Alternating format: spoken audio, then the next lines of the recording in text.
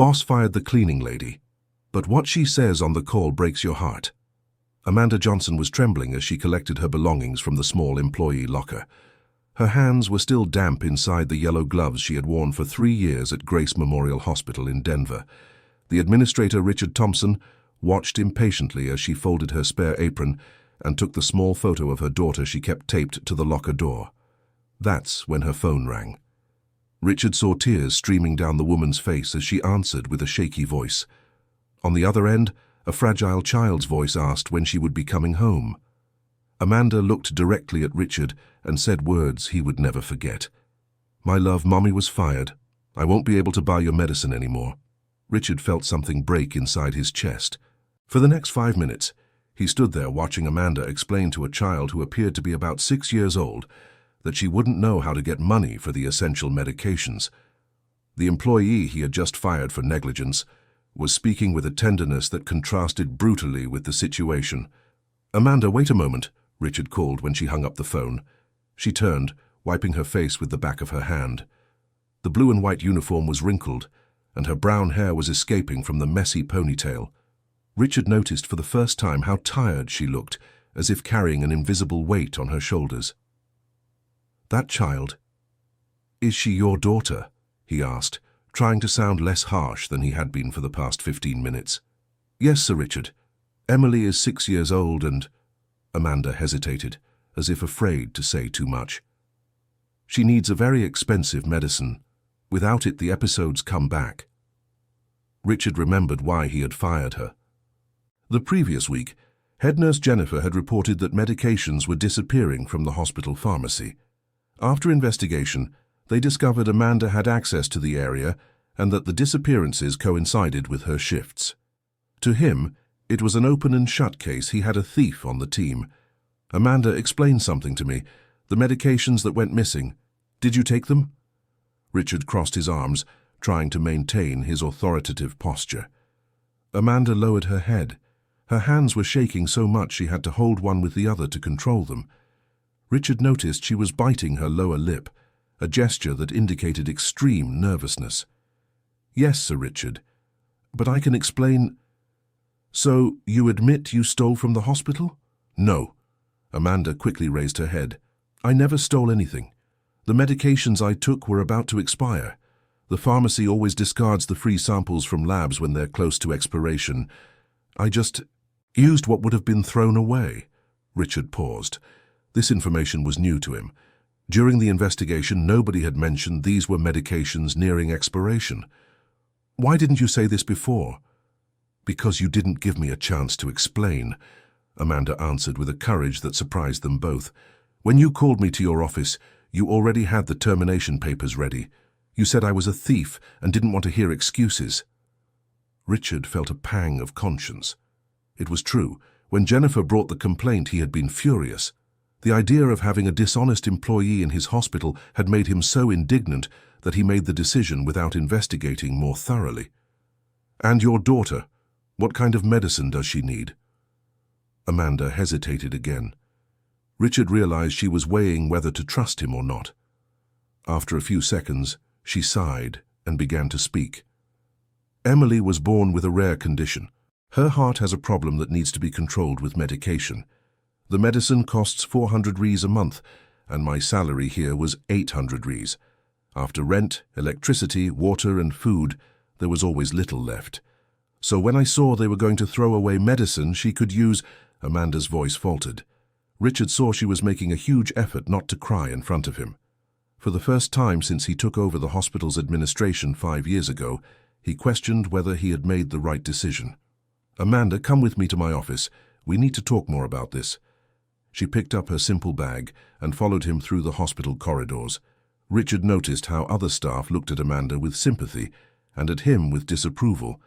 It was obvious the news of the dismissal had already spread and that the team disagreed with his decision. In the administration office, Richard pointed to a chair for Amanda and sat behind the desk. For a few minutes they remained silent. He observed the woman in front of him and tried to reorganize his thoughts. Amanda kept her hands crossed in her lap and looked at the floor. "Amanda, how long have you worked here?" 3 years, Mr. Richard. I started right after Emily was diagnosed." And you've always worked in cleaning? Always. Before I worked in a clothing store, but when I found out about my daughter's condition, I needed a job that gave me access to medical information. Here I learned a lot about what she has. Richard was intrigued. Amanda spoke very articulately for someone who worked in cleaning. There was something in her posture and vocabulary that suggested a broader education. Amanda, what is your education level? She raised her eyes and looked at him for the first time since they entered the room. I have a high school diploma, Mr. Richard. I was studying nursing at a private college, but I had to drop out when Emily was born. Her father, he didn't want to take responsibility. The story was starting to make more sense to Richard. Amanda wasn't just a cleaning employee who had acted inappropriately. She was a desperate mother who had found a creative way to care for her daughter within her limitations. And now? How do you plan to get the medicine for your daughter? Amanda shook her head, showing total despair. I don't know, Mr. Richard. I'll try to get another job quickly, but in the meantime... Her voice faltered again. Emily can't go without the medicine for more than a week. After that, the crises return and can be dangerous. Richard felt a knot in his stomach. He had fired a mother who was literally fighting to keep her daughter alive, and worse, she had done it without financially harming the hospital, since she only used medicines that were going to be discarded. Amanda, I need to confirm some information with the pharmacy. Can you wait here a few minutes? She nodded and Richard left the room. He went straight to the pharmacy section, where he found Jennifer organizing medicines on a shelf. Jennifer, I need some information about the missing medicines. Were they really close to expiration? The head nurse stopped what she was doing and turned to Richard. Her expression indicated discomfort. Mr. Richard, Well, yes. They were free samples that would expire in a few days. And did you know this when you reported the case to me? Jennifer hesitated. Richard realized there was something she hadn't told him. I did know, and I also knew that Amanda needed the medicines for her daughter. Richard felt a mix of surprise and irritation. What do you mean you knew, and why didn't you tell me? Because, Jennifer sighed deeply, because I informally authorized her to take the medicines. Amanda always asked first, and I always said yes. But last week, you specifically asked about missing medications, and I was afraid of looking negligent for allowing it. Richard remained silent for a few seconds, processing the information. Jennifer had thrown Amanda under the bus to protect her own position. Jennifer, you let me fire an employee knowing she hadn't done anything wrong? Mr. Richard, I didn't know you would make such a drastic decision.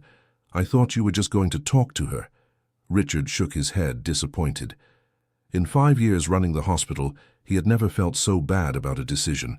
He had harmed an entire family based on incomplete information. He returned to his office and found Amanda in the same position, looking at her hands. When he entered, she looked up with an expression of restrained hope. Amanda, I just spoke with Jennifer. She confirmed to me that the medications were near expiration and that you always asked for permission before taking them. Amanda's face transformed. For the first time since she had entered Richard's office, she showed something resembling a smile. So you believe me? Not only do I believe you, but I recognize that I made a serious mistake by firing you without properly investigating. Amanda, I would like to offer you your job back. Amanda stood up from the chair so quickly she almost stumbled. Her hands flew to her face and she began to cry, but this time from relief. Thank you, Mr. Richard. Thank you so much. You have no idea what this means to me and for Emily. Richard observed Amanda's reaction and felt there was something deeper to this story. Her gratitude seemed disproportionate, even considering the difficult situation. There was an intensity in her eyes that suggested he still didn't know all the details. Amanda, before we formalize your reinstatement, I'd like to better understand your situation. You mentioned you have nursing training. Yes, I do, Mr. Richard. I completed 2 years before putting it on hold. I've always been interested in the medical field, especially after Emily was born. And why didn't you resume your studies? Amanda sat back down and sighed. Time and money, Mr. Richard. I work here during the day, take care of Emily at night, and on weekends, I clean houses to supplement my income. There's no time or energy left to study. Richard was impressed with Amanda's dedication. She was clearly an intelligent and determined person, but she was stuck in a cycle of basic needs that didn't allow for growth. "Amanda, how about this? In addition to reinstating you to your current position, I'll create an opportunity for you to grow professionally here at the hospital. We have an open position in the nursing administrative sector. The salary is higher, and the hours are business hours, which would give you more time with your daughter." Amanda's eyes widened. "Mr. Richard, I don't know if I'm qualified for that. Let me decide that. But first, I need you to tell me the whole truth about your situation. My intuition tells me there's more you haven't told me." Amanda took a deep breath. Richard realized she was making an important decision. "Okay, Mr. Richard, but it's a long story. I have time." Amanda looked out the window for a few seconds, as if organizing her thoughts, and then began to speak. "Emily isn't just my biological daughter. When she was 4 years old, we discovered that she is also an orphan from her biological parents." Richard was confused. "What do you mean?" "I adopted Emily when she was 2 years old. I worked at the county children's home before coming here. She had been found in a very difficult situation, with no documents or information about her family." "And the heart problem?" "It was discovered after she came to live with me.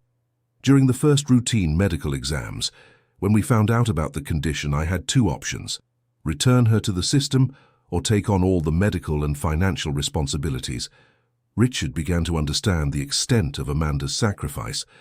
"And you chose to take it on?" "Of course I did. By that point, Emily was already my daughter in every sense. I wasn't going to abandon her because of a medical condition." "But does that mean you have no official government support for the treatments?"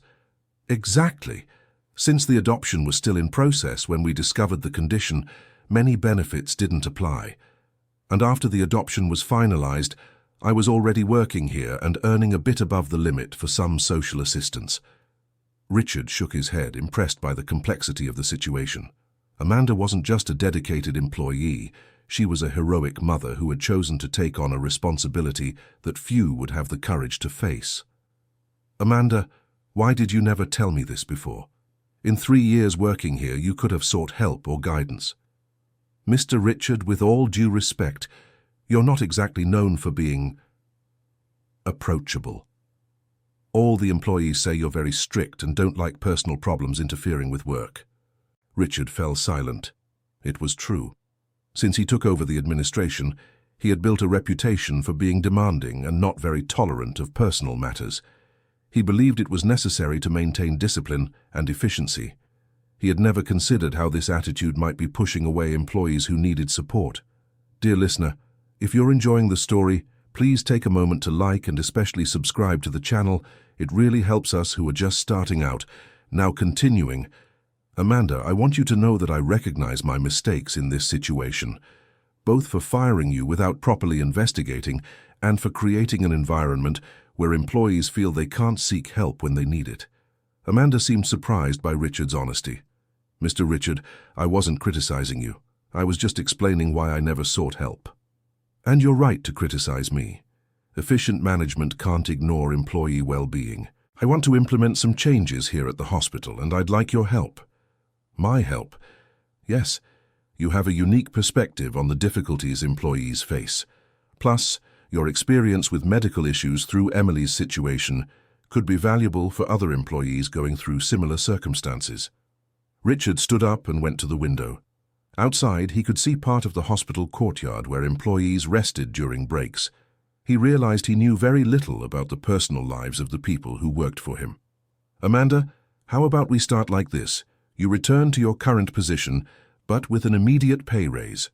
Meanwhile, we'll structure this new position in the administrative department, and I want you to help me create a support program for employees facing personal difficulties." "Mr. Richard, I don't even know how to thank you."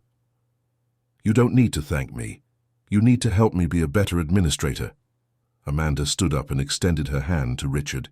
When he shook it, he noticed her hands were still trembling, but now from positive emotion rather than fear. "May I ask a question, Mr. Richard?" "Of course. Why did you change your mind? I mean, What really made you rethink the situation? Richard thought for a few seconds before answering. Honestly, it was hearing you talking to your daughter on the phone. I can't imagine being in the position of having to choose between honesty and a child's health. And I realized you found a way to be honest and still care for Emily. What do you mean, honest? You could have simply taken the medications without asking for permission, but you always asked Jennifer. Even when desperate, you kept your integrity. Amanda smiled genuinely for the first time since entering the room. Mr. Richard, can I tell you something? Over the past 3 years, I've always admired how you run this hospital. I know I'm just from cleaning, but I observe how things work. You are demanding, but always fair. When I found out you were firing me for something I didn't do, I was more sad than angry. Richard felt a tightness in his chest. Amanda had maintained a positive view of him, even while being unfairly harmed. Amanda, one last question before we sort out the details of your reinstatement.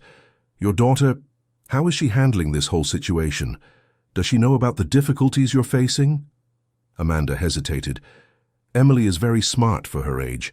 She knows she needs to take medicine every day and that it's expensive. But I try to protect her from the heavier details. She doesn't need to carry that burden. And today, when you called home, I was going to have to tell her the truth.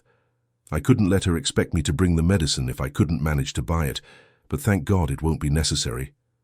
Richard imagined a 6-year-old waiting at home, not understanding why her mother was crying on the phone. The image deeply disturbed him. Amanda, I would really like to meet your daughter, if you don't mind, of course. Amanda seemed surprised for the second time in the conversation. Meet Emily? Yes. I want to better understand the situation and see if we can offer some kind of medical follow-up through the hospital. We have some social programs that might apply to her case. That would be amazing, Mr. Richard. Emily loves meeting new people, especially if they work in hospitals. She says she wants to be a doctor when she grows up. Richard smiled. The idea of a 6-year-old wanting to pursue a medical career after facing so many health challenges touched him. Then it's settled. How about you bring Emily here tomorrow afternoon? We can introduce her to Dr. Anderson, our pediatric cardiologist. Dr. Anderson? He would agree to examine Emily? Of course. I'll talk to him today. And Amanda, I want you to understand something. This hospital has a social responsibility to the community. If we have resources to help people like you and Emily, we should use those resources. Amanda began to cry again, but Richard noticed they were tears of relief and gratitude. Mr. Richard, you have no idea how many nights I've spent awake, wondering how I would manage to keep up with Emily's medical care. I always thought I was alone in this fight. You were never alone, Amanda. You just didn't know where to find help, and I failed as an administrator by not creating channels for employees like you to know they could count on support. Richard went back to his desk and picked up some papers.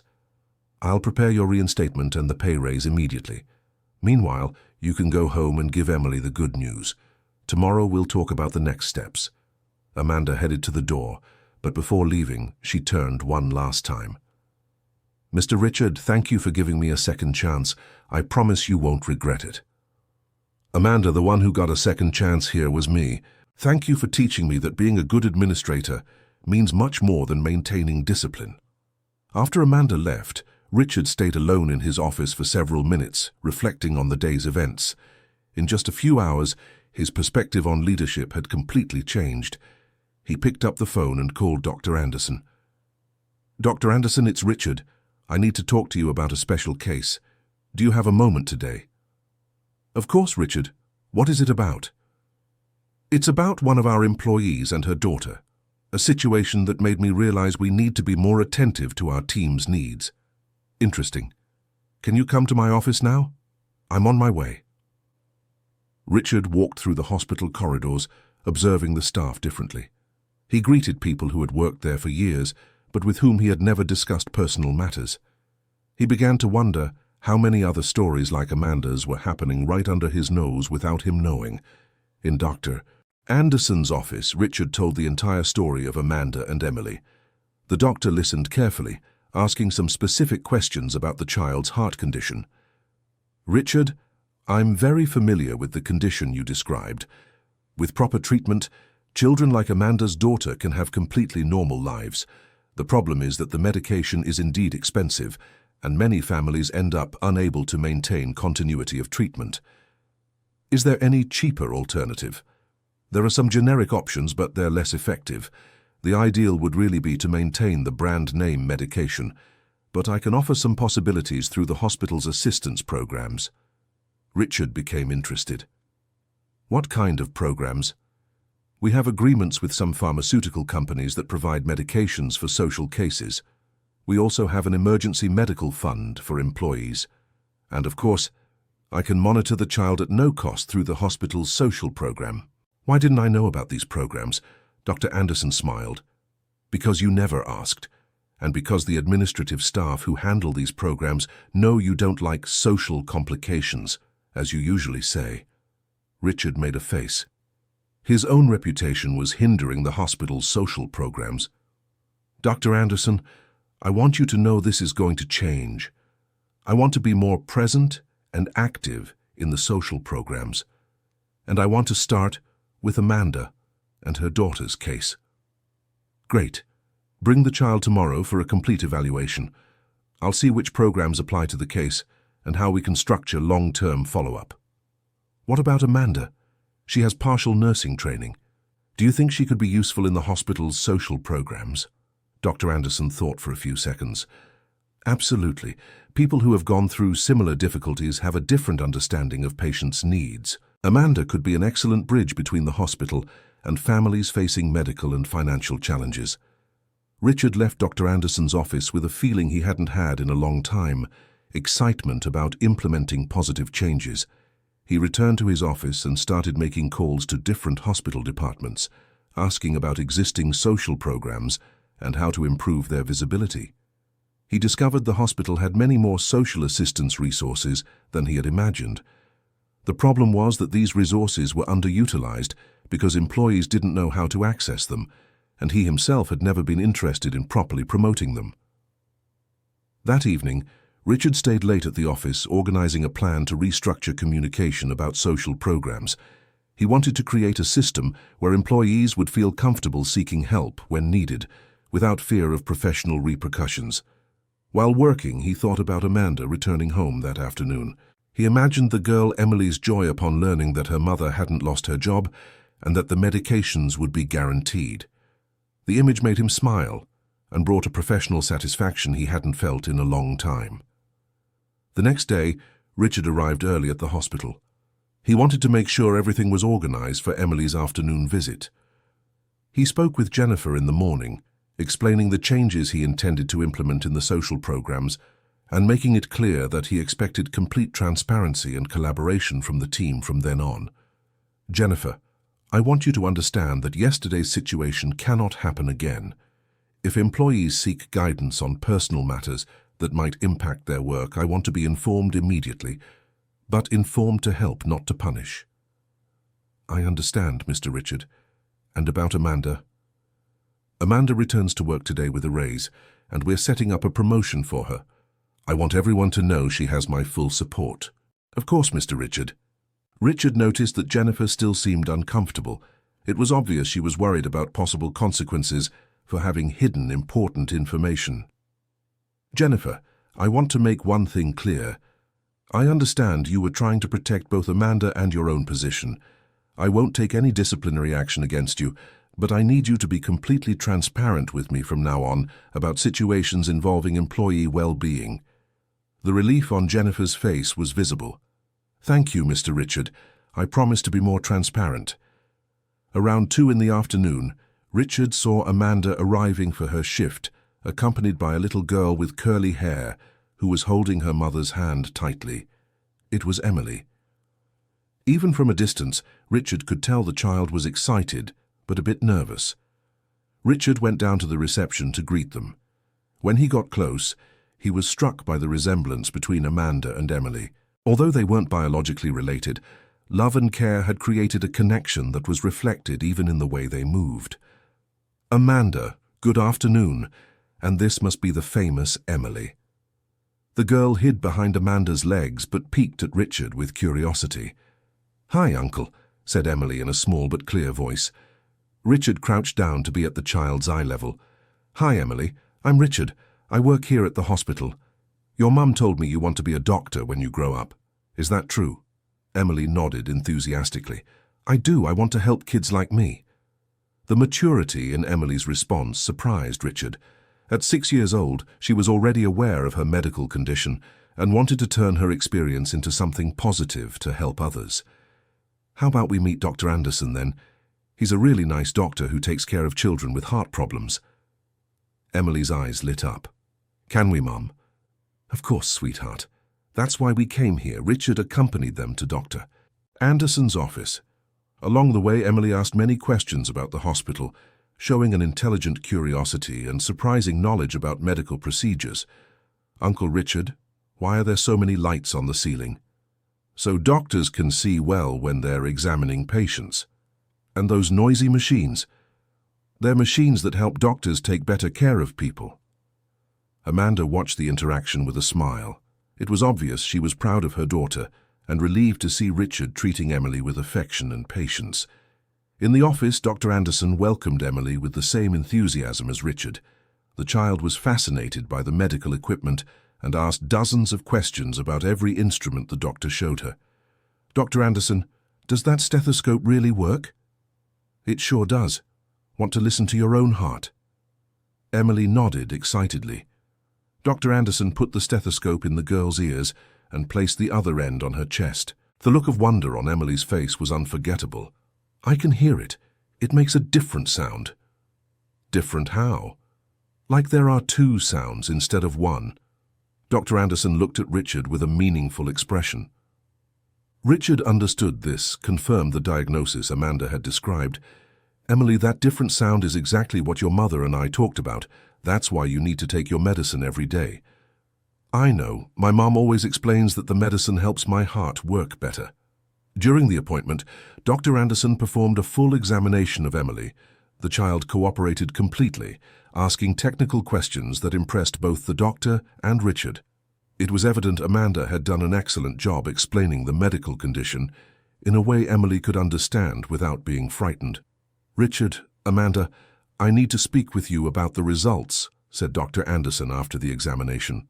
Emily was playing with a toy stethoscope the doctor had given her, so the three adults could talk with more privacy.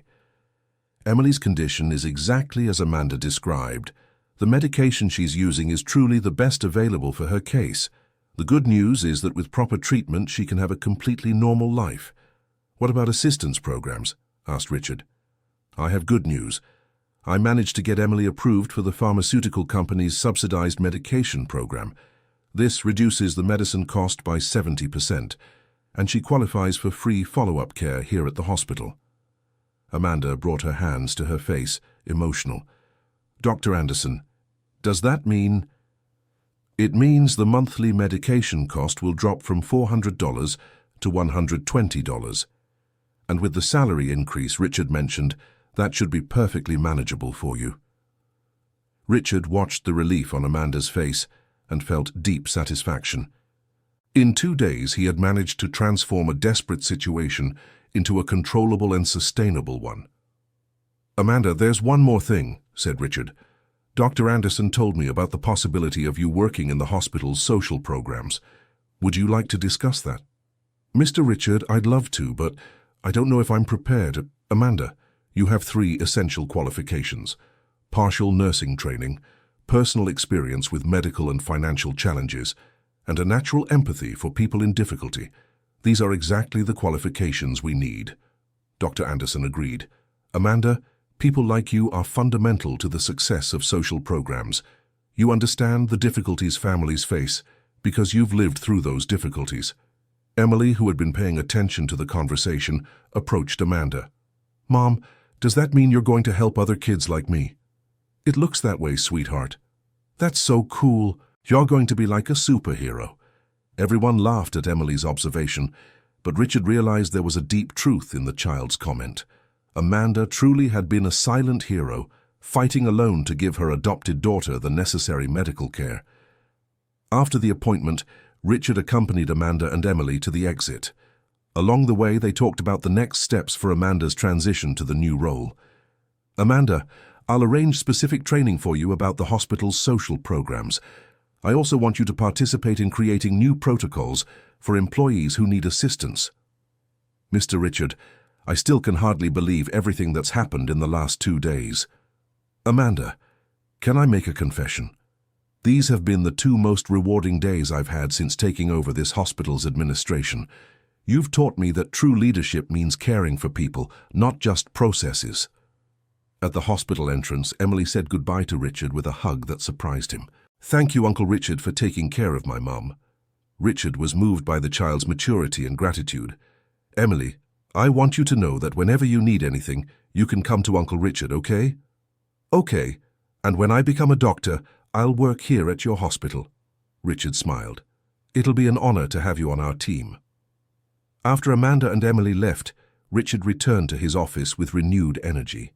He immediately began working on structuring new employee assistance protocols. He wanted to ensure no other Amanda would spend 3 years suffering in silence without knowing help was available. He called the Human Resources Department and scheduled a meeting for the next day with all department coordinators. He wanted to implement comprehensive changes in how the hospital handled employees' social issues. "Susan, I need to organize an urgent meeting with all coordinators. We're restructuring our employee assistance programs," Richard told the HR department secretary. "Of course, Mr. Thompson, for when?" "For tomorrow morning. And Susan, I want you to prepare a survey of all existing social programs at the hospital. I need detailed data on how many employees know about these programs and how many have used them." "I'll prepare everything, Mr. Thompson." That night, Richard stayed late organizing a comprehensive plan to transform the hospital's culture. He wanted to create an environment where employees felt valued, not just as professionals, but as people with complex lives and specific needs. He thought of Amanda returning home with Emily, probably telling her daughter about all the day's positive developments. The image made him smile and brought a sense of purpose he hadn't felt in a long time. The next morning, the meeting with the coordinators was productive and revealing. Richard discovered that several departments had employees facing difficulties similar to Amanda's, but they hesitated to seek help for fear of professional repercussions. "Everyone, I want to make it very clear that this hospital has resources to help employees in need, and it's our obligation to properly communicate these resources," Richard told the group of coordinators. Susan from HR presented the data Richard had requested. "Mr. Thompson, we discovered we have 12 different assistance programs, but only 15% of employees know these programs exist. How is this communication gap possible?" "Well, the programs exist, but there's never been proactive outreach. The information is available, but only to those who specifically look for it." Richard shook his head. It was obvious that the distant stance he'd cultivated over the years had created unnecessary barriers between administration and employees. "Starting today, this changes. I want a comprehensive awareness campaign for all programs, and I want to create specific channels so employees can seek guidance without embarrassment. Dr. Anderson, who was attending the meeting as a representative of medical programs, raised an important point. "Richard, beyond awareness, we need qualified people to administer these programs, people who understand both the technical aspects and the human aspects." "Exactly, and I already have someone in mind to coordinate this restructuring." Richard told the coordinators Amanda's story and explained how he intended to integrate her into the hospital's social programs.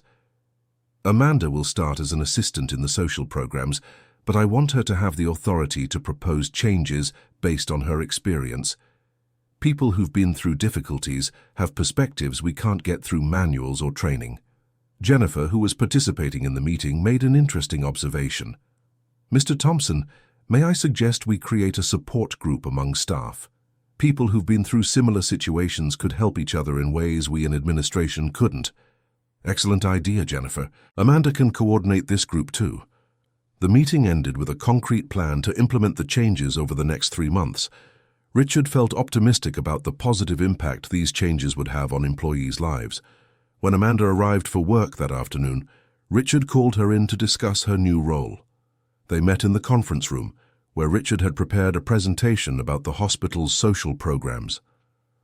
"Amanda, I want to show you exactly what resources we have available and how you can help manage them."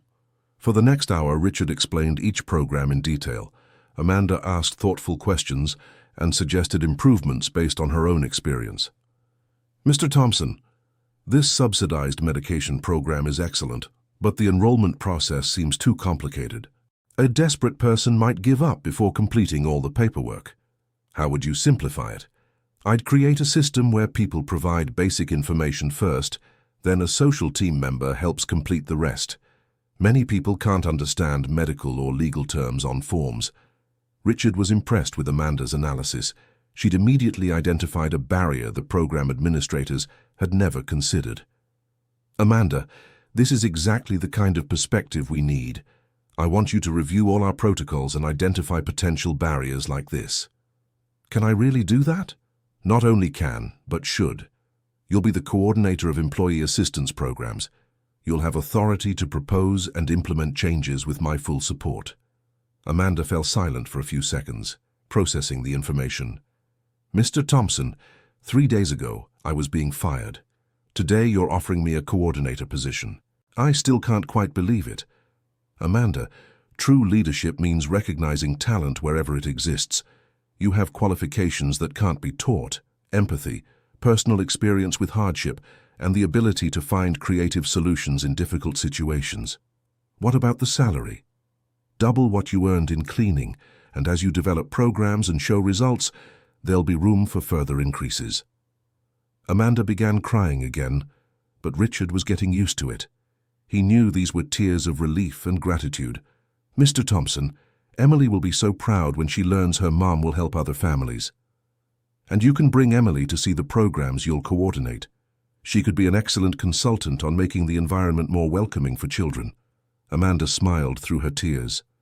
"She'd love that. She always says she wants to help other sick people when she grows up." Richard realized there was a natural synergy between Amanda's personal experience and the hospital's needs. She wasn't just getting a better job, she was finding a calling. "Amanda, I want you to start tomorrow. We'll set up an office for you in the social sector and introduce you to teams working on existing programs." "Can I ask something? Why are you doing all this for me?" Richard thought carefully before answering. "Amanda, for the past 5 years, I've managed this hospital focusing only on efficiency and financial results. I forgot that a hospital exists to care for people, and that includes caring for the people who work here. You reminded me of that. But are you sure you won't regret it? I have no coordination experience." "Amanda, you've been coordinating your own life and that of a child with special medical needs for 3 years while working full-time and maintaining your integrity. If that's not coordination experience, I don't know what is." Richard stood up and walked to the meeting room window. Outside, he could see employees walking through the hospital courtyards during their break. "Amanda, how many of these employees do you think face similar challenges to what you've faced?" Amanda approached the window and watched the people outside. "Probably more than we imagine, Mr. Richard. When you're going through difficulties, you learn to recognize signs in other people. I can think of at least 5 employees I suspected were dealing with financial or family problems." "And you never talked to them about it?" "I did informally. During breaks, sometimes someone would mention difficulties. I tried to give advice based on my experience, but I always felt limited because I didn't have the authority to offer concrete help." Richard understood that Amanda had already been informally performing a support role among her colleagues. Her new official position would merely formalize something she was already doing naturally. "Amanda, I want you to prepare a list of those employees you mentioned. Let's start by offering support to those who need it most." "Can I do this without exposing anyone?" "Of course, the goal is to offer help, not create embarrassment." Dear listener, if you're enjoying the story, please take a moment to like and especially subscribe to the channel. It really helps us who are just starting out. Now continuing. In the following days, Richard watched Amanda adapt to her new role with impressive naturalness. She had transformed the small social services office into a welcoming space where employees felt comfortable seeking guidance. A week later, Amanda had already assisted 15 different employees, directing each to the programs most suitable for their needs. Richard received daily reports about the consultations and was impressed by the variety of situations Amanda was managing to resolve.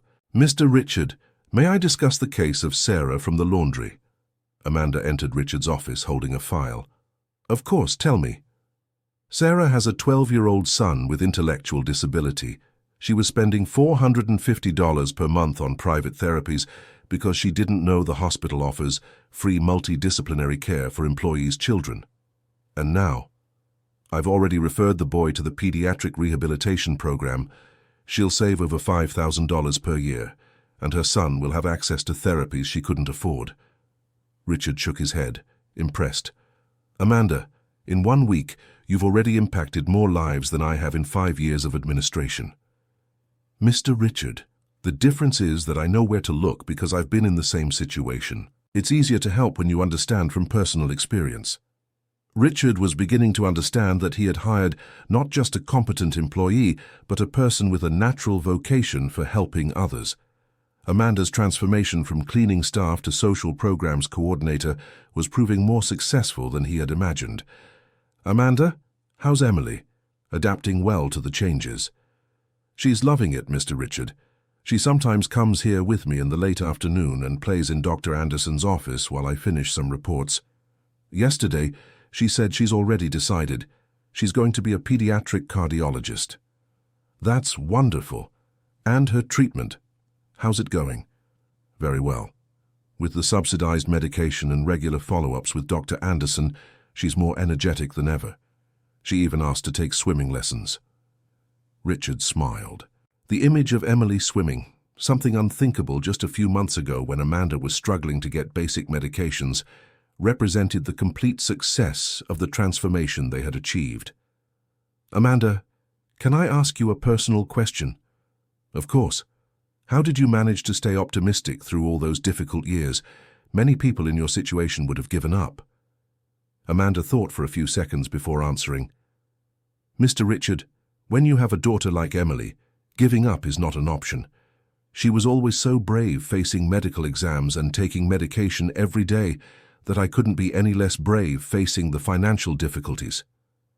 "Did she know the extent of the problems you were facing?" "She knew we didn't have much money, but I tried to protect her from the heavier details. Children shouldn't carry adult worries." Richard admired Amanda's wisdom in balancing honesty with protection in raising Emily. It was evident that her experience as a mother had developed in her communication and empathy skills that were fundamental to her current work. "Amanda, I have a proposal. I'd like you to develop a specific program for employees who are single parents. Your experience could help many people facing challenges similar to what you faced." "That would be incredible, Mr. Richard. Can I include activities for the children too? Sometimes the biggest problem for single parents is not having anyone to leave their children with while they work or handle bureaucratic matters." "Excellent idea. We have underutilized space on the upper floor that could be transformed into a supervised recreational area." Amanda was visibly excited about the possibility. "Mr. Richard, this would solve a huge problem for many families. I myself have skipped seeking help a few times because I had nowhere to leave Emily." Richard realized that every conversation with Amanda generated new ideas for improving the hospital's services. She had become a constant source of valuable insights about needs he had never considered. That afternoon, Richard decided to visit the department where Amanda was assisting employees. He wanted to directly observe how she conducted the sessions. When he arrived at the social services area, he found Amanda talking to Michael, a maintenance employee Richard recognized but had never spoken with. "Michael, I understand your concern," Amanda was saying.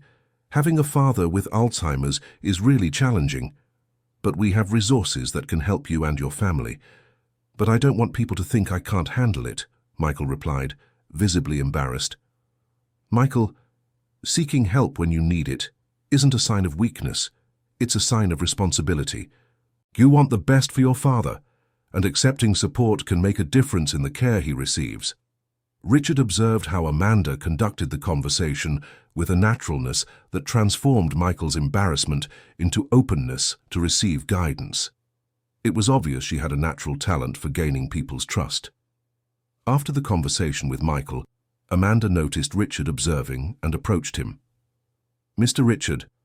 Michael was worried because his father, who has Alzheimer's, needs specialized care he can't afford. "I referred him to the hospital's elderly assistance program." "How did you know about that program?" "I myself wasn't familiar with all the details. I studied all the materials you gave me, plus some I obtained from the county social services department. I wanted to understand all available options to better guide people." Richard was impressed with Amanda's dedication. She wasn't just performing the function, but delving deeper into the subject to maximize her effectiveness. "Amanda, you've been reporting specific cases every day. How about we organize a weekly presentation where you share the most interesting cases with the entire administrative team? It could be a way to educate everyone about the real needs of the employees." "I'd love to do that, Mr. Richard. I've seen situations that could be resolved much more easily if there was more knowledge about the available resources." Richard scheduled the first presentation for the following week. He wanted all the coordinators to understand the extent of the difficulties employees were facing and how the hospital could be more effective in offering support. Over the weekend, Richard found himself thinking about the changes that had happened at the hospital in the last 2 weeks. Amanda's hasty dismissal had been a mistake that turned into one of the best decisions of his administrative career, even if unintentionally. On Monday, Richard arrived at the office with renewed energy. He wanted to expand the social programs even further and had some ideas he'd like to discuss with Amanda. "Amanda, good morning. How was your weekend?" "Great, Mr. Richard. Emily spent Saturday drawing plans for the new recreational space we talked about. She has some interesting ideas about how to organize the area for different age groups." Richard smiled. It was touching how Emily was getting involved in the hospital's projects, even though she was so young. "She can present her ideas to the architecture team. Children's perspectives are fundamental to creating spaces that really work for them." "She'd be over the moon. She already said she wants to work here when she grows up. And she'll be very welcome. But Amanda, I wanted to talk about a new idea. How about creating a financial education program for employees? Many of the difficulties you've been addressing could be prevented with better financial planning." Amanda thought for a few seconds. "That's an excellent idea, Mr. Richard, but I don't have enough knowledge in financial education to coordinate a program like that." "You don't need to coordinate it alone. We can bring in external experts, and you can focus on adapting the content to the specific realities of our employees." "That would make sense. I can use the cases I've been handling to identify the main points that need to be addressed." Richard was impressed with how quickly Amanda understood how to integrate new programs into the existing structure. She had developed an impressive systemic vision in just 2 weeks. "Amanda, prepare a detailed proposal for the financial education program. I want to present it at the monthly board meeting next week." "Mr. Richard, I'm going to present to the board." "Yes, you are. You're the coordinator of social programs. It's your responsibility to defend your projects before senior administration." Amanda seemed nervous but determined. "I'll prepare well. I want to make sure they understand the importance of these programs."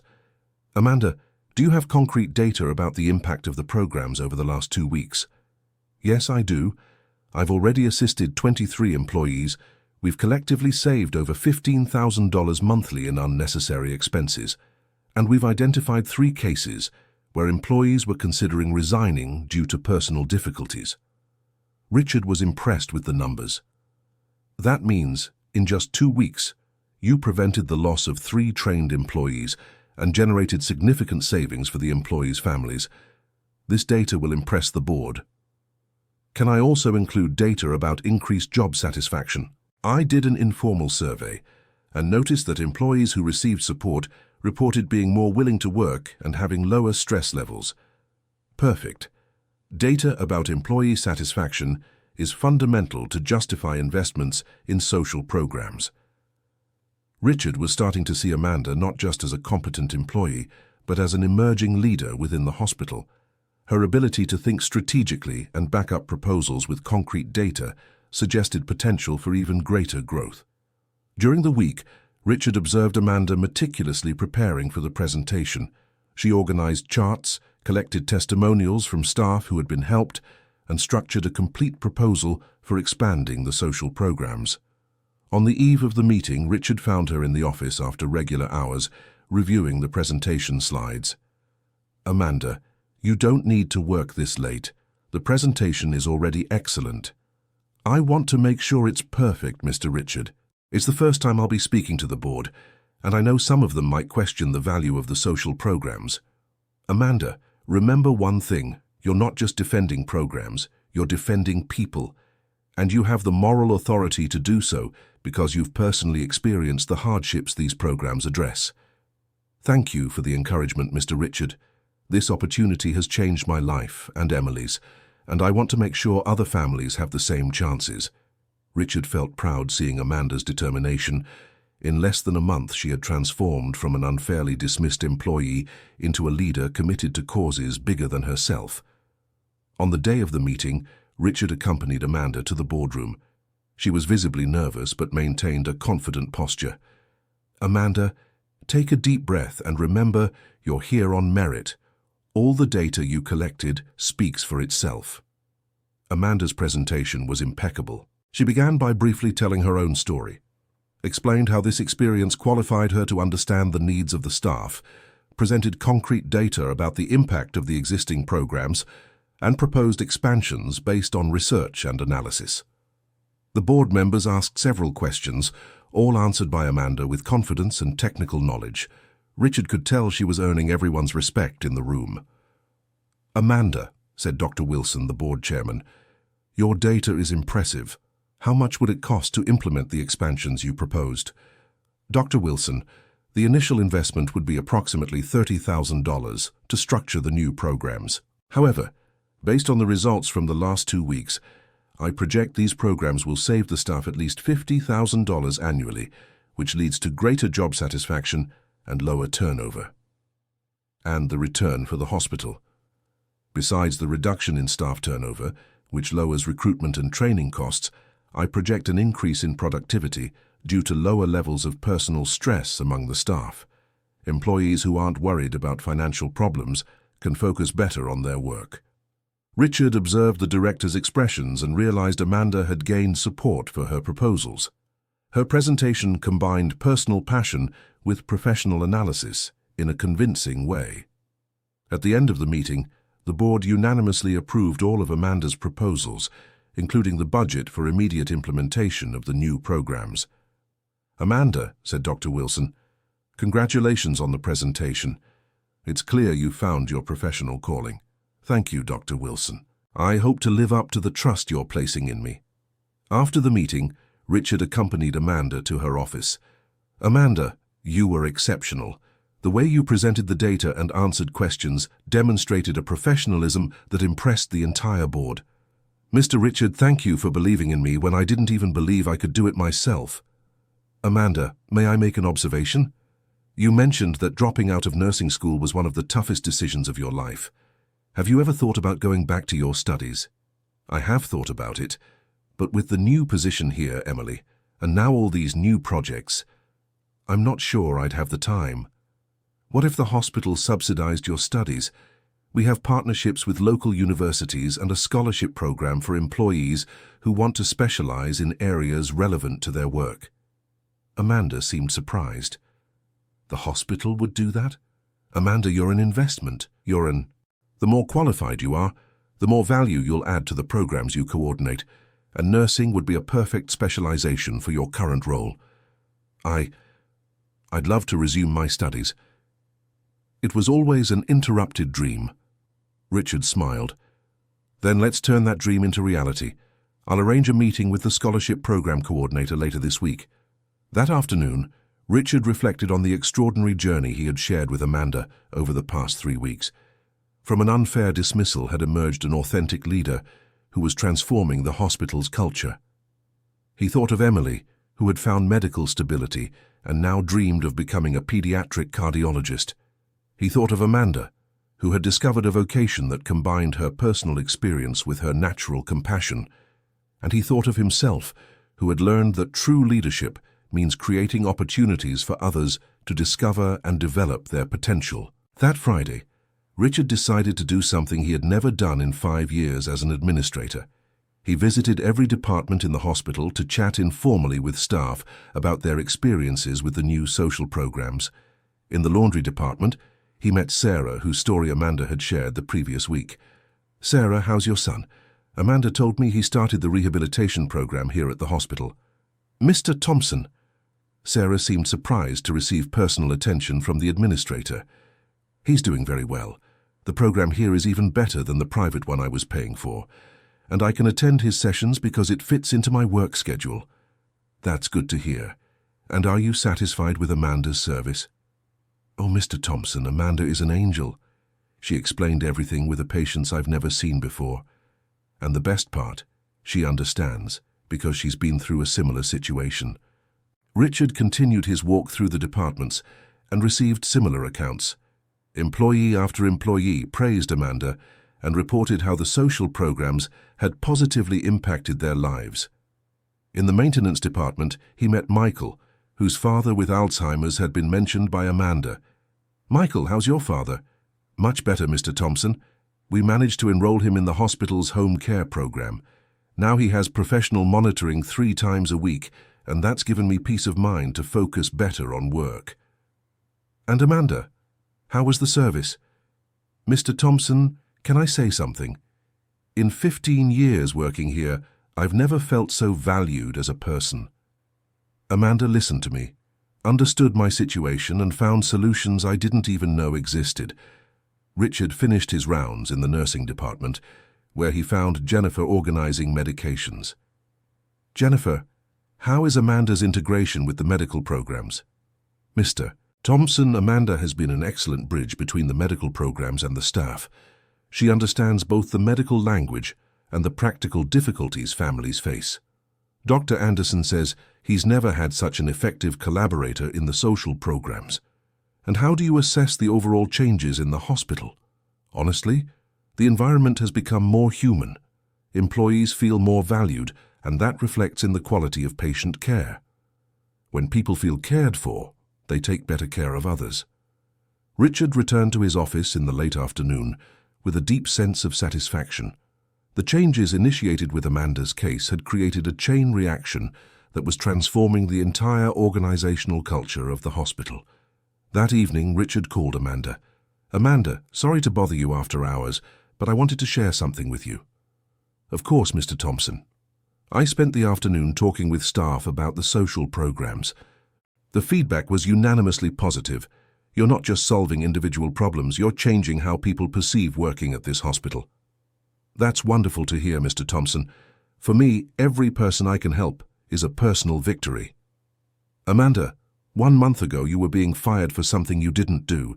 Today the staff recognizes you as the most important person in transforming the hospital's work environment. How do you feel about this change?" Amanda was silent for a few seconds. "Mr. Thompson, sometimes it still feels like a dream, but what moves me most is knowing that Emily gets to see her mom accomplishing something meaningful. She always saw me struggling and suffering. Now she sees me growing and helping others." "And how is Emily reacting to all these changes?" "She's over the moon. Yesterday she told me that when she grows up, she wants to work at the hospital like her mom to help families, and that after graduating from medical school, she wants to come back to work alongside me." Richard smiled. The idea of Emily returning to the hospital in the future as a doctor to work with her mother in the social programs created a beautiful image of continuity and purpose. "Amanda, can I make a confession?" "Of course. In 5 years as an administrator, this past month has been the most rewarding of my career. You taught me that administrative efficiency without humanity is sterile. Thank you for that. Mr. Thompson, thank you for giving me and Emily a chance when we needed it most." After the call, Richard remained in his office reflecting on the lessons he had learned. He realized his previous approach to administration, focused solely on quantitative results, had been limited. The human dimension of leadership was not just important, but fundamental to the sustainable success of any organization. Over the weekend, Richard organized a surprise for Amanda and Emily. On Monday, he called Amanda into his office. "Amanda, I want to make a different proposal to you." "What kind of proposal?" You mentioned you always dreamed of completing your nursing degree. I've arranged everything so you can resume your studies next semester, with a full scholarship from the hospital. Mr. Thompson, that's amazing. But what about work? We'll adjust your schedule so you can study without compromising the social program's activities. And when you graduate, you'll have an even more strategic position here at the hospital. What about Emily? Remember the recreational space you suggested? It's being renovated and will be ready at the start of the semester. Emily and other children will be able to stay there with proper supervision while their parents study or handle professional matters. Amanda was visibly moved. Mr. Thompson, how can I thank you for all this? Keep doing the exceptional work you're doing and help me transform this hospital into a place where people are fully valued. 3 months later, Richard watched Amanda present the quarterly report on the social programs to the board. The numbers were impressive. 40% reduction in staff turnover, significant increase in job satisfaction, and collective savings of over $150,000 for staff families. But beyond the numbers, Richard saw a remarkable personal transformation in Amanda. She had evolved from an employee struggling to survive into a confident leader who inspired other staff members to pursue personal and professional growth. Amanda, your results continue to exceed expectations, said Dr. Wilson after the presentation. The board would like to propose that you develop a replicable model of these programs for other hospitals in the network. It would be an honor, Dr. Wilson. I believe every hospital should value its employees this way. Richard smiled proudly. Amanda had grown from a personal crisis to become a reference in humanized people management in the healthcare field. After the meeting, Richard found Amanda in her office organizing materials for that night's nursing class. How are your studies going? Very well, Mr. Richard. Studying nursing while working with medical social programs has been a perfect combination. One experience enriches the other. And Emily, how is she adapting to the recreational space? She loves it. She's made several friends among the children who stay there while their parents work or study, and she remains steadfast in her plan to become a pediatric cardiologist. Richard observed the photos Amanda kept on her desk, one of Emily playing in the recreational space, another of herself on the day she graduated from a health management course she had completed, and a third of the entire social programs team. Amanda, in a few months you'll graduate from nursing school. Have you thought about your next steps? Yes, I have. I'd like to specialize in occupational health nursing. That way I could better combine my technical training with my work in social programs. Excellent choice, and the hospital can fund that specialization too. Mr. Richard, sometimes I still can't believe how my life has changed. A year ago, I was desperate trying to get medication for Emily. Today I'm specializing professionally and helping other families. Amanda, you turned an injustice into an opportunity. That requires extraordinary strength of character. Richard reflected on how Amanda's story had become an inspiration for the entire hospital. Other employees had begun seeking professional growth, knowing they would have the administration's support. The organizational culture had shifted from individual competition to collective growth. Mr. Richard, may I make a suggestion? Always. How about creating a mentorship program where employees who have achieved professional growth guide colleagues who are beginning similar journeys? Richard was impressed with the proposal. Amanda, are you thinking of institutionalizing the kind of support you've been offering informally to other employees? Exactly. I've seen that when people share overcoming experiences, it creates bonds that strengthen the entire team. Develop a detailed proposal for this program. I want to present it at the next board meeting. Amanda smiled and made a note in her notebook. Richard observed that she had developed the habit of turning insights into concrete proposals, an essential skill for effective leadership. That afternoon, Richard received an unexpected call from Dr. Wilson. Richard, I just received an interesting proposal I want to discuss with you. What kind of proposal? The National Hospital Association heard about our social programs through Amanda. They want her to present our model at next month's national conference. Richard felt proud but not surprised. Amanda's work had gained recognition not only internally, but throughout the healthcare sector. This is an excellent opportunity for Amanda. And for the hospital, too. Exactly. Additionally, they're offering a consulting position for her to help other hospitals implement similar programs. It would mean significant additional income for her. Richard smiled. Amanda was receiving external recognition for the exceptional work she had developed. It was a validation that her innovations had applications beyond the hospital where she worked. When he told Amanda about the proposal, he saw her eyes shine with emotion. "Mr. Richard, am I going to speak at the National Congress?" "Yes, you are. And you'll be very well compensated for it. I can hardly believe it. Emily will be so proud." "Amanda, you deserve all the recognition you're receiving. You turned a difficult personal experience into professional expertise that is helping people across the country." Richard watched Amanda planning her presentation for the Congress and felt a deep satisfaction. From a hasty and unfair dismissal had emerged a leader who was transforming lives and creating replicable models of humanized management. A few weeks later, Richard accompanied Amanda to the National Congress. Her presentation was an absolute success, receiving a standing ovation from an audience of over 500 hospital administrators. "Amanda, how does it feel to be nationally recognized for your work?" "Mr. Richard, I feel grateful. Grateful for having gone through the difficulties that taught me to understand people's needs. Grateful for having found work that allows me to use that experience to help others. And especially grateful that you gave me a second chance when I needed it most." Richard watched Amanda being approached by dozens of administrators interested in implementing her programs. She answered each question with the wisdom of someone who had lived through the problems she now solved professionally. During the return flight, Amanda showed Richard a photo she had taken with her phone. "Mr. Richard, look at this picture." The image showed Emily in the hospital's recreational area, playing with other children while helping a younger girl draw. "Emily is looking after the little daughter of a new employee who started this week. She said she wants to help because she knows how hard it is for children to be away from their mothers." Richard smiled. Emily was developing the same empathy and compassion that characterized Amanda. The next generation was already learning values of care and solidarity. "Amanda, Emily is becoming a natural leader, just like her mother.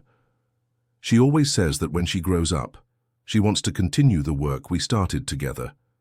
Richard imagined Emily returning to the hospital in the future as a doctor, working alongside Amanda on programs that would have evolved and expanded over the years. It was a beautiful picture of continuity and purpose. Months later, Richard watched Amanda coordinate a meeting with representatives from 10 hospitals who wanted to implement programs similar to those she had developed. Her expertise was being sought throughout the state, and her income had tripled through consulting work. But what impressed Richard most was that Amanda maintained the same humility and dedication as when she had been reinstated to her job. Professional success had not changed her essence. "Amanda, how do you manage to balance all these new responsibilities?" "Mr. Richard, when you love what you do and know you're making a difference in people's lives, it doesn't feel like work, it feels like a mission." Richard understood that Amanda had found not just a profession, but a vocation. She had discovered a way to transform her personal experience into positive social impact. "And Emily? How is she handling her mother being such a sought-after person?" "She's loving it. Last week she told me she wants to study medicine not just to be a doctor, but to be able to work with health policies like Mommy does." Richard smiled. Emily was expanding her professional dreams to include the administrative dimension she saw Amanda practicing. The girl was growing up with an integrated vision of how to care for people both clinically and structurally. 1 year after Amanda's reinstatement, Richard organized a party to celebrate the outcomes of the social programs. During the party, he gave a speech that summarized the transformation they had experienced. "Exactly 1 year ago, I made one of the biggest mistakes of my administrative career. I fired Amanda Johnson for something she hadn't done.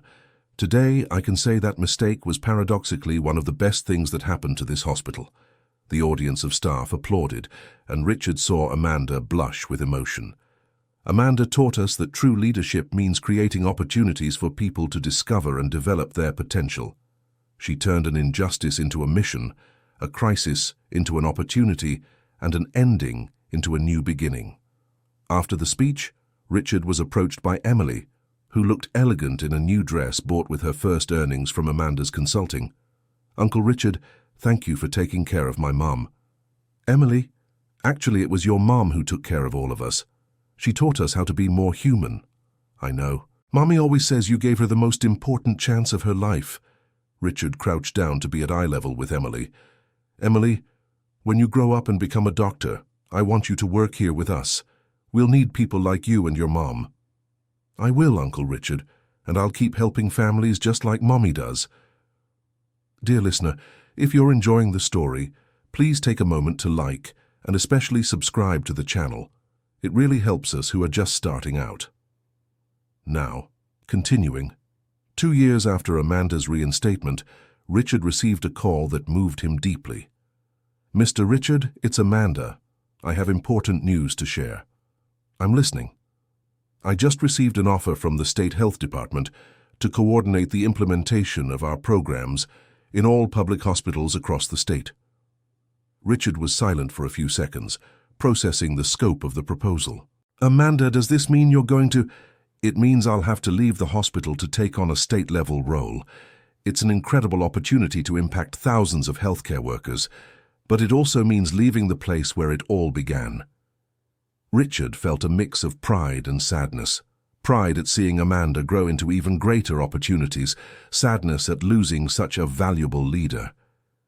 "Amanda, this is an opportunity you can't refuse. You're going to transform people management in hospitals throughout the state. Mr. Richard, I want you to know that everything I learned about leadership and humanized management, I learned here, working with you. Amanda, you always had those qualities. I just created opportunities for them to develop." Richard scheduled a special meeting with the entire team so Amanda could properly say goodbye and train her successor. During the meeting, the profound impact she had made on the hospital's culture became evident. "Everyone," Amanda said to the gathered team, "in 2 years here, I've learned that caring for people is the most important part of any job, especially in healthcare. I hope you'll continue developing programs that value employees as whole people." Dr. Anderson, who had become a close collaborator of Amanda's in the social medical programs, made a touching observation. "Amanda, you've proven that personal experience with hardships, when transformed into wisdom and compassion, can generate innovative solutions to complex problems." Richard watched the team saying goodbye to Amanda with genuine affection and gratitude. It was obvious that she had significantly touched the life of every person there. During Amanda's last week at the hospital, Richard organized a special surprise. He invited representatives from all the hospitals that had implemented her programs to a farewell party. During the party, Richard gave a speech summarizing Amanda's extraordinary journey. 2.5 years ago, Amanda Johnson was a cleaning staff member who was quietly struggling to care for an adopted daughter with special medical needs. Today, she is a national reference in humanized human resources management in the healthcare field. The audience applauded enthusiastically. Richard saw Amanda trying to hold back tears. Amanda taught us that authentic leadership comes from the ability to transform difficult personal experiences into wisdom that benefits others. She proved that professional growth and human growth are inseparable. After the speech, Richard had a private conversation with Amanda. "Amanda, I want you to know that these 2 years have been the most rewarding of my career. You taught me that effective management is fundamentally about creating opportunities for people to flourish. Mr. Richard, thank you for believing in me when I didn't even believe I could do it. Amanda, are you sure you're ready for this new responsibility?" "Yes, I am. And I want to use everything I learned here to transform the reality of employees in hospitals across the state. Every person I can help will be a way to honor the opportunity you gave me." Richard smiled. He knew Amanda would be successful in her new role because she had developed not only technical skills, but also a deep humanistic vision of leadership. On Amanda's last day of work at the hospital, Richard accompanied her and Emily on a walk through the departments where it all began. "Mum," said Emily, "when I work here, will I continue helping people like you did?" "Of course you will, my love, and you'll do even better because you'll have more formal training than Mom had. Richard watched mother and daughter walking through the hallways where, 2 years earlier, Amanda had cried on the phone explaining to Emily that she couldn't afford to buy medications. The transformation had been complete, from despair to hope, from solitary struggle to recognized leadership. "Emily," Richard said, "when you graduate as a doctor, this hospital will be waiting for you."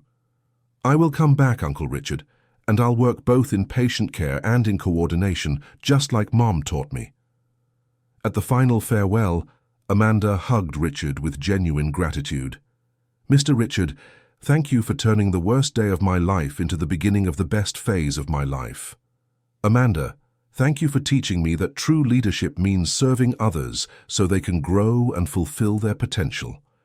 Richard watched Amanda and Emily leaving the hospital for the last time as employees. He knew they would return many times to visit, and that Emily would come back in the future as a doctor. But he also knew that Amanda's influence on the hospital would be permanent, embedded in the organizational culture they had helped build. 6 months later, Richard received a call from Amanda. "Mr. Richard, how are things over there?" "Very well. The team that took over the social programs is maintaining the standards you established. And you? How is the state-level experience going?" "Amazing. We've already implemented the programs in 15 state hospitals. The results have been similar to what we achieved there. Reduced turnover, increased employee satisfaction, savings for families." Richard smiled. He knew Amanda would be successful, but he was happy to have confirmation. "And Emily? How is she adapting to the changes?" "Very well. She loves visiting different hospitals with me during the implementations. She says she's learning about hospital administration for when she becomes a doctor. Is she still firm in her plan to study medicine?" "More than ever. Last week she told me she wants to do a double major, medicine and hospital administration. She wants to care for patients and coordinate social programs at the same time." Richard was impressed with Emily's ambition and integrated vision. At 8 years old, she had already developed a sophisticated understanding of how different areas of healthcare could work together. "Amanda, I have a proposal to make." "I'm listening." "How about you methodically document your experience and turn it into a book? Your personal and professional journey could inspire people in similar situations." "Mr. Richard, I never thought about that. Do you really think my story could interest other people?" "Amanda, your story proves that difficult circumstances can be transformed into opportunities through determination and proper support. It's exactly the kind of inspiration many people need." "I'll think seriously about it. In fact, I've been receiving several invitations to speak about my experience. Maybe a book is a way to reach even more people." Richard hung up the phone feeling proud of Amanda's journey. From an unfairly dismissed employee, she had become a reference who was influencing public policies for humanized management in healthcare. 1 year later, Richard received a package in the mail. Inside was a book with the dedication, "To Richard Thompson, who taught me that true leadership means creating opportunities for others to flourish. With eternal gratitude, Amanda Johnson." The book's title was "From Cleaning to Leadership: How to Transform Difficulties into Opportunities to Serve." Richard read the entire book in one afternoon, moved to see how Amanda had documented not only her own journey, but also the lessons about humanized leadership they had developed together. In the book, Amanda described in detail how she had transformed her personal experience with medical and financial difficulties into expertise to help other healthcare employees. More importantly, she explained how leaders could create organizational cultures that value people holistically. Richard was particularly moved by the chapter dedicated to Emily, where Amanda described how she had protected her daughter from the most difficult aspects of her struggle, while at the same time educating her about values of compassion and determination. That weekend, Richard called Amanda to congratulate her on the book. "Amanda, I just finished reading your book. It's exceptional. You managed to transform a personal story into a universal lesson about leadership and overcoming." "Thank you, Mr. Richard. Writing was a therapeutic process for me. It helped me better understand my own journey and the lessons I learned." "How has the reception been?" "Very good. I've already received invitations to speak in several states. And the most rewarding part, people have been writing to me telling how the book inspired them to pursue personal and professional growth. Richard smiled. Amanda had found another way to multiply her positive impact, reaching people far beyond the hospitals where she worked directly. And Emily, how did she react to seeing your story documented? She was over the moon. She said that when she grows up, she wants to write the continuation of the story, telling how she became a doctor and hospital administrator. That's great. And how are her studies going? Excellent. She continues to be one of the best students in her class, and she always talks about her plan to study medicine. She's been reading medical books that I bring from work. Richard imagined Emily studying medicine at 8 years old and smiled. The girl had inherited from Amanda not only compassion, but also the determination and intelligence needed to achieve her ambitious dreams. 2 years after the book's release, Richard received a special invitation from Amanda. She was being honored by the Department of Health for her contributions to humanizing hospital management in the country. Richard traveled to Washington, D.C. to attend the ceremony. During the event, he was moved to hear the Secretary of Health describe the national impact of Amanda's work. Amanda Johnson represents the best in innovative humanized management in the healthcare field. Her programs have been implemented in over 200 public hospitals, directly impacting the lives of more than 50,000 employees and their families. Richard watched Amanda on stage, elegant and confident, receiving an honor that symbolized national recognition for her contribution. Beside her was Emily, now 10 years old, proudly watching the ceremony. During the reception after the ceremony, Richard had the opportunity to talk with several people who had been influenced by Amanda's work. Hospital administrators from across the country reported transformations similar to those he had observed in his own hospital. Dr. Thompson, said an administrator from Chicago, "We implemented Amanda's program 6 months ago. The change in organizational culture has been impressive. Employees report greater job satisfaction, and our turnover has been cut in half." Richard felt proud to have been part of the beginning of this transformative journey. He knew that his decision to give Amanda a second chance had sparked changes that now benefited thousands of people across the country. During the conversation at the reception, Emily approached Richard. "Uncle Richard, Mum told me you were the one who gave her the first opportunity." "It's true, Emily. But your mother turned that opportunity into a mission that is helping people all over the United States. When I become a doctor, I'm going to work just like Mum to help hospitals take better care of people." Richard saw the determination in Emily's eyes and understood that the next generation was being raised with even deeper values of compassion and leadership. "Emily, which university are you planning to study medicine at?" "I'm studying to try for a federal one here in Washington, D.C. Mum said studying in the capital would give me more opportunities to learn about health policies." Richard was impressed by the maturity of Emily's planning. At 10 years old, she was already thinking strategically about how to maximize her education to better serve her future mission. On the way back from the ceremony, Richard reflected on the extraordinary journey he had witnessed. From a hasty dismissal had emerged a leader who was transforming hospital management on a national scale. It was a powerful demonstration of how individual decisions to give second chances can generate broad social impacts. 3 years after the honor in Washington, D.C., Richard received a call that filled him with emotion. "Mr. Richard, it's Amanda. I have amazing news to share." "I'm eager to hear it." "Emily just got accepted in first place on the entrance exam for medicine at Georgetown University." Richard was overjoyed. Emily had excellently taken the first step toward her dream of becoming a doctor. "Amanda, what wonderful news. How is she reacting?" "She's on cloud 9, and she's already said that during college she'll do internships in hospital administration to prepare to work in both areas." "And you? How are you feeling?" "Proud and grateful. I remember when she was little and I didn't know how I would afford her medications. Today she's entering university to become a doctor." Richard understood the emotional magnitude of that moment for Amanda. The girl she had adopted and cared for with enormous difficulties was now beginning her journey to become a doctor, transforming her own experience with health challenges into motivation to help others. "Amanda, do you plan to return to our region when Emily graduates?" "Yes, I do. In fact, I've already started preliminary talks about creating a center of excellence in humanized hospital management here. It would be a way to train new professionals with the vision we've developed. Richard was excited about the prospect. Amanda, if you come back, I want to be one of the first to support this project. It would be incredible to have your support, Mr. Thompson. You were essential in my development as a leader. 4 years later, Richard attended Emily's medical school graduation. During the ceremony, he watched the young woman receive her diploma with the same determination she had shown since childhood.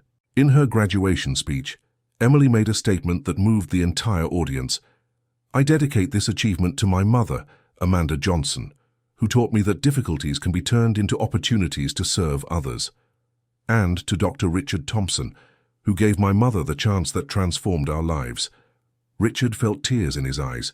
He was witnessing the fulfillment of a dream that had begun 12 years earlier, when a 6-year-old girl with heart problems had said she wanted to be a doctor to help children like her. After the ceremony, Richard spoke with Emily about her future plans. "Dr. Emily," said Richard, using the title for the first time, "what are your next steps?" "I'm going to do a pediatric cardiology residency here in Washington, D.C., and at the same time I'll pursue a graduate degree in hospital administration. I want to be prepared to work in both areas." And after the residency, "Mom and I are planning to return to our region to create the Center of Excellence," she mentioned.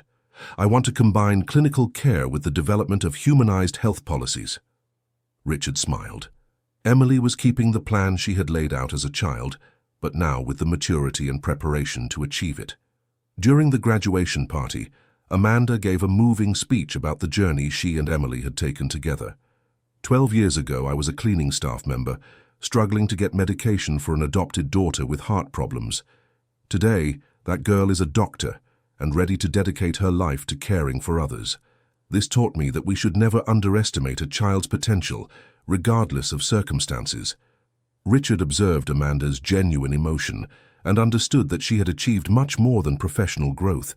She had created a legacy through Emily's education and training.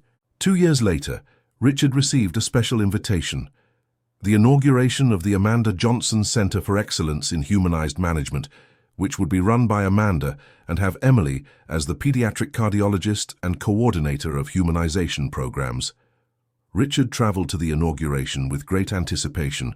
The center was a modern facility that combined medical care, hospital management research, and healthcare professional training. During the inauguration ceremony, Richard watched mother and daughter working together on the project they had dreamed of for years. Amanda, now 40 years old, had become a national reference in humanized management. Emily, at 24, combined clinical excellence with innovative administrative vision. In her inauguration speech, Amanda told the whole story from the beginning.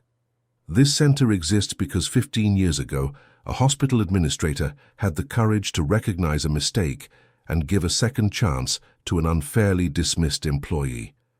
Richard Thompson taught me that true leadership means creating opportunities for others to grow and realize their potential." The audience applauded enthusiastically. Richard felt moved to be recognized as a fundamental part of Amanda and Emily's journey. Emily also gave a speech, explaining her vision for the center. "This center represents the union between medical excellence and humanized management. We want to prove that it's possible to care for patients with technical competence while also valuing healthcare professionals as whole people." Richard watched Emily speak with the same passion and articulation that Amanda had developed over the years. It was evident that the daughter had inherited not only her mother's compassion, but also her ability to inspire others. During the tour of the center's facilities, Richard was impressed by the integration between clinical care and social programs. There were modern medical offices, training rooms for hospital managers, a specialized library on humanized management, and even a recreational space for children, similar to the one Amanda had created years before. "Amanda, this center is the embodiment of everything you learned and developed over the years. Mr. Thompson, this center exists because you believed in me when I needed it most. Every person we manage to help here will be a way to honor that first opportunity." Richard observed center staff interacting with patients and realized that the culture of humanized care that Amanda had developed was being passed on to a new generation of healthcare professionals. During the inauguration lunch, Richard spoke with several professionals who had come to learn about the center. Doctors, hospital administrators, and health managers from across the country were interested in learning about the integrated methodology that Amanda and Emily had developed. "Dr. Thompson," said an administrator from Boston, "I heard you were the one who gave Amanda her first opportunity. How do you assess the journey she has taken?" Richard thought carefully before responding. "Amanda taught me that the people most qualified to solve complex problems are often those who have lived through these problems themselves. She transformed personal experience into professional expertise, and now she's multiplying that knowledge to benefit thousands of people." At the end of the day, Richard had a private conversation with Amanda and Emily. "Amanda, Emily, I want you to know that following this journey has been the privilege of my career. You've proven that a determined person can transform not only their own life but the lives of many others." "Mr. Thompson," said Amanda, "you will always be part of our family. Everything we've achieved began with your decision to give us a second chance." Emily added, "Uncle Richard, when I have children, I'll tell them how your courage to recognize a mistake changed our family's destiny." Richard was deeply moved by Emily's words. He understood he had been part of a story that would be passed down through generations, inspiring future generations to value second chances and human growth. 5 years after the center's inauguration, Richard received a special call from Emily. "Uncle Richard, I have exciting news to share." "I'm listening." "Mom and I just received a proposal from the Department of Health to expand our center model to all state capitals across the country." Richard was astonished by the scale of the proposal. "Emily, does this mean—" "It means our methodology will be implemented in 26 new centers. We'll be able to train thousands of healthcare professionals with a humanized vision." Richard felt profound pride. The second chance he had given Amanda 15 years earlier was now transforming into a national policy for humanization in healthcare. "How do you plan to manage such a large expansion?" "Mom will coordinate the national implementation, and I'll focus on training the doctors who will work at the centers. We're already developing a specialized residency program for humanized pediatric cardiology." Richard understood that Amanda and Emily had created not just a center of excellence, but a replicable model that could transform healthcare across the country. 2 years later, Richard attended the inauguration of the 26th Center for Excellence in Humanized Management, completing the implementation in all U.S. state capitals. During the national ceremony in Washington, D.C., Richard watched Amanda being honored by the President of the United States for her contribution to humanizing healthcare in the nation. Amanda Johnson represents the best of American innovation in humanized management. Her personal journey of overcoming adversity has become a methodology benefiting millions of Americans, the President declared during the ceremony. Richard felt deep emotion watching Amanda receive the highest governmental honor for her work. The cleaning staff member he had unfairly fired had become a national reference in healthcare humanization. During the reception, Richard spoke with Emily about future plans. "Dr. Emily, with all these centers operating, what are the next challenges?" "We're developing an international exchange program. We want to export our methodology to other countries in Latin America. We've already had inquiries from Canada, Costa Rica, and Panama." Richard was impressed by the project's ambition.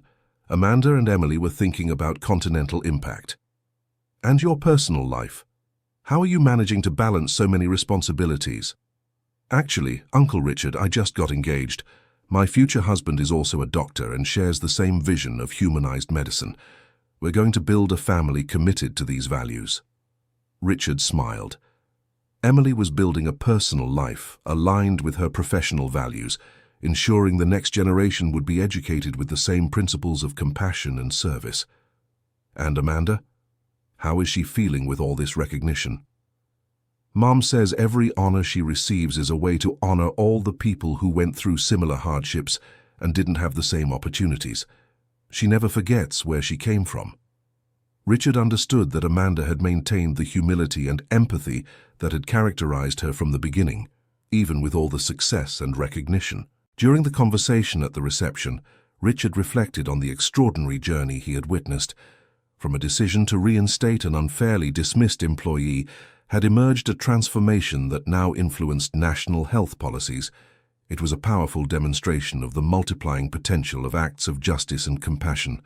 That night in his Washington, D.C. hotel, Richard wrote in his personal journal, "Today I witnessed Amanda Johnson receive the nation's highest honor for her contribution to humanizing healthcare. 20 years ago, she was a cleaning staff member I fired for something she hadn't done. Her journey taught me that true leadership means recognizing potential where others see only problems, and that second chances can generate transformations that benefit thousands of people." The story of Amanda and Emily proves that when we combine justice with opportunity, we create infinite possibilities for positive impact. 6 months later, Richard received a special invitation: Emily's wedding. The ceremony would be held at the hospital where everything began, as a symbolic tribute to the place that had changed their lives. During the ceremony, Richard watched Emily walking down the aisle in the same corridor where, 20 years earlier, Amanda had cried on the phone explaining to a 6-year-old child that she couldn't afford medication. Emily's fiancé, Dr. Daniel Roberts, was a cardiologist who had specialized in humanized care inspired by the work of Amanda and Emily. The couple represented the union of two people committed to the same values of medical excellence and humanized care. During the ceremony, Amanda gave a moving speech about the journey she and Emily had taken together. 20 years ago, I was a desperate mother struggling to care for a daughter with heart problems. Today, that girl is a brilliant doctor who has chosen a partner who shares her values of compassion and excellence. This taught me that when we raise children with strong values, they build lives that multiply those values.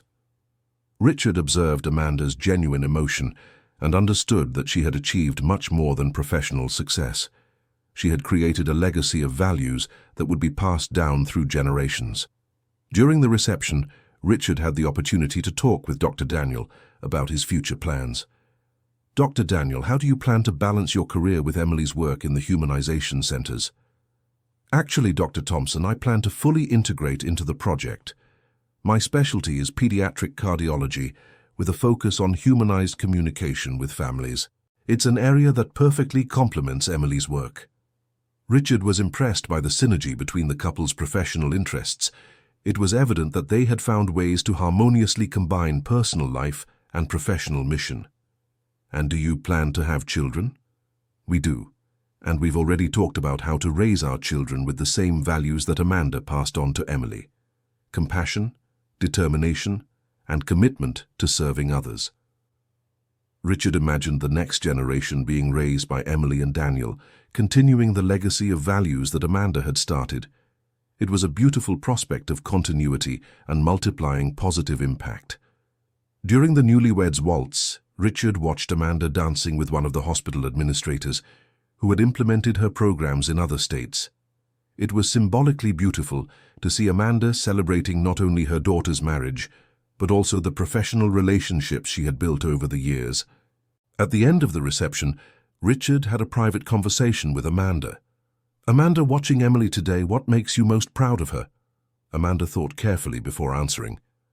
"Mr. Richard, what makes me most proud is seeing that she has become an even better person than I dreamed. She has the compassion needed to be an exceptional doctor, but she also has the strategic vision to influence health policies. It's the perfect combination of heart and intelligence." "And personally, how do you feel seeing your daughter building a family?" "I feel fulfilled. I remember when she was little, and I worried whether I could give her all the opportunities she deserved.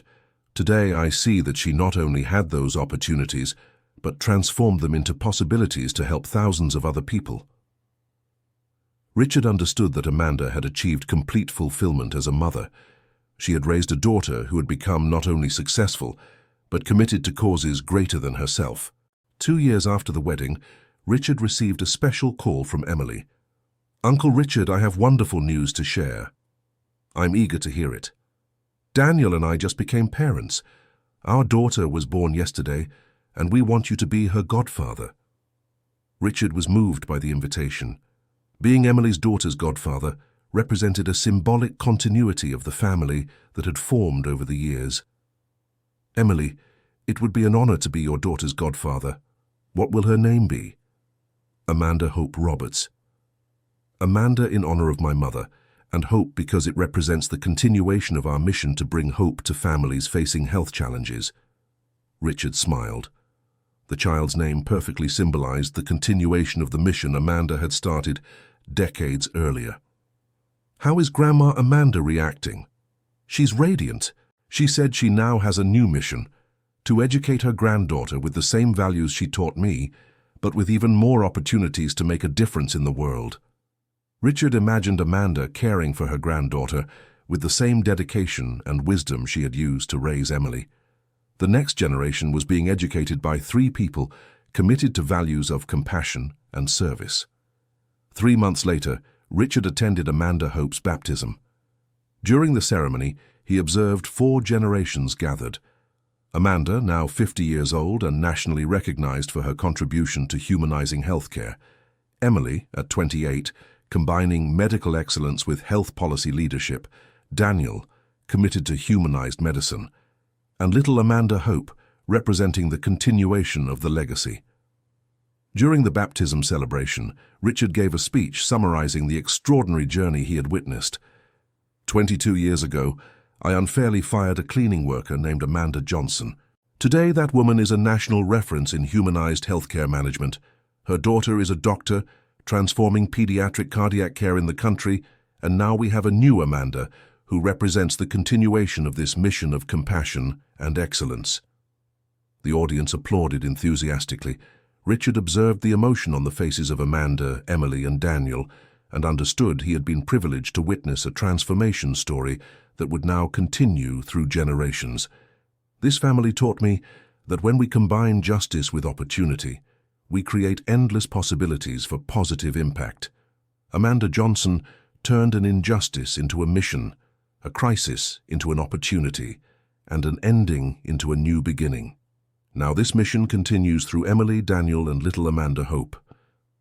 After the baptism, Richard had a special conversation with Amanda about the future. Amanda, with a granddaughter to raise and all your professional projects, how do you plan to balance everything?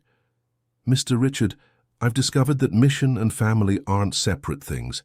How we educate our children is part of our mission. Amanda Hope will grow up seeing what it means to dedicate one's life to helping others, and that will be her most important education. And the international expansion plans? We'll continue, but more integrated with family life. Emily and Daniel will lead the international implementations, and I'll focus on training new coordinators here in the United States. This will allow me to spend more time with my granddaughter. Richard understood that Amanda had found a wise way to continue growing professionally while prioritizing her role as grandmother. It was a balance that reflected her maturity and wisdom accumulated over the years. 5 years after Amanda Hope's birth, Richard received a special invitation, the inauguration of the first international implementation of the American model in Montreal, Canada. Richard traveled to Montreal, accompanying Amanda, Emily, Daniel, and little Amanda Hope, now 5 years old. During the flight, he observed how easily the child interacted with adults and her natural curiosity about hospitals and medicine. Grandma Amanda, when we get to the hospital in Canada, will there be sick children like there were here in the United States? Asked Amanda Hope. Yes, my love, and that's why we're going there, to teach doctors and nurses how to better care for families. Richard was touched by the maturity of the child's question. At 5 years old, Amanda Hope already demonstrated the same natural empathy that characterized her grandmother and mother. During the inauguration ceremony in Montreal, Richard observed Amanda presenting the Brazilian methodology to an audience of Canadian healthcare professionals. Even while speaking in Spanish, her passion and technical knowledge were evident. Nuestro modelo no es solo sobre programas sociales, Amanda told the audience, es sobre reconocer que cuidar de personas es la esencia de la medicina, y que esto incluye cuidar de los profesionales de salud como personas integrales. Richard saw the Canadian professionals reacting with interest and enthusiasm to Amanda's presentation. It was evident that the Brazilian methodology was gaining international receptiveness.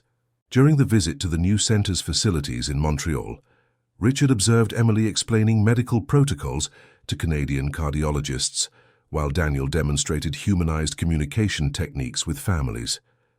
Little Amanda Hope watched everything attentively, asking smart questions about the medical equipment and why some children looked sad. "Uncle Richard," asked Amanda Hope, "why are some mummies crying here at the hospital?" Richard crouched down to the child's level. "Because they're worried about their little ones who are sick. It's just like your mummy used to worry when you were a baby and needed to take medicine." "Oh, so Grandma Amanda and Mommy Emily came here to help these mummies not be sad anymore?" "Exactly, Amanda Hope. Your family teaches doctors and hospitals to take better care of families." The child smiled and ran to hug Amanda. "Grandma, I want to help sad mummies too when I grow up." Richard watched the scene with emotion. The next generation was being naturally educated with values of compassion and service, perpetuating the legacy Amanda had started decades earlier. At the end of the visit to Canada, Richard reflected on the extraordinary impact that an individual decision had generated. From an employee reinstatement had emerged a methodology that was now being implemented internationally, benefiting families in multiple countries. During the flight back to the United States, Richard spoke with Amanda about the international project's future. "Amanda, how do you assess the expansion potential in Latin America?" "Very promising, Mr. Richard.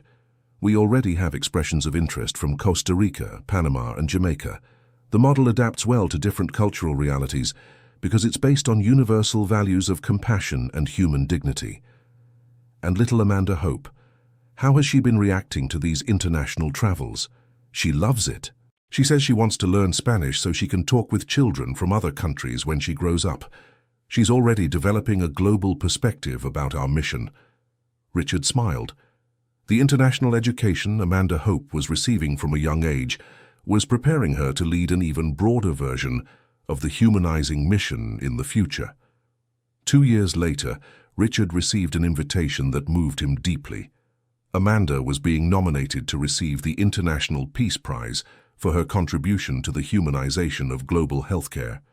Richard traveled to Geneva accompanying the entire family for the award ceremony. During the event, he watched Amanda receive the world's most prestigious recognition for her work. In her acceptance speech, Amanda told her whole story, from the cleaning employee struggling to care for an adopted daughter to becoming a global reference in healthcare humanization. "This prize isn't just mine," Amanda told the international audience. "It belongs to all people who believe that caring for others is the essence of humanity. It belongs to Richard Thompson, who gave me a second chance when I needed it most. It belongs to my daughter Emily, who transformed her personal experience with medical challenges into a life mission. And it's about all the families facing health challenges who find hope through the work we do." Richard was deeply moved when mentioned in the International Peace Prize speech. His decision to reinstate Amanda decades earlier was now being recognized at the world's most prestigious ceremony. During the reception after the ceremony, Richard spoke with representatives from international organizations interested in implementing the American methodology in their countries. "Dr. Thompson," said a representative from the International Health Organization, "I heard you were the one who gave Amanda her first opportunity. How do you assess the global impact that decision created?" Richard thought carefully before answering. "I've learned that true leadership means recognizing potential where others see only problems. Amanda taught me that when we combine justice with opportunity, we create endless possibilities for positive transformation. Today, millions of people in dozens of countries benefit from a methodology that began with a second chance given to an unfairly dismissed employee." During the week in Geneva, Richard observed little Amanda Hope, now 7 years old, interacting with children from various nationalities in the American delegation. The girl spoke Portuguese, Spanish, and was learning English, demonstrating the global perspective she was developing from an early age. "Grandma Amanda," the child asked, "now that you've won this important prize, will we be able to help children in more countries?" "Yes, my dear. This prize will give us more opportunities to teach doctors and hospitals worldwide how to better care for families." Richard watched the grandmother-granddaughter dialogue and understood that the next generation was being educated with an even broader vision of the humanizing mission. Amanda Hope was growing up understanding she could contribute to improving people's lives on a global scale. On the last day in Geneva, Richard had a final conversation with Amanda about the meaning of the International Peace Prize. Amanda, how do you feel receiving the world's most prestigious recognition? Mr. Richard, I feel humble and grateful.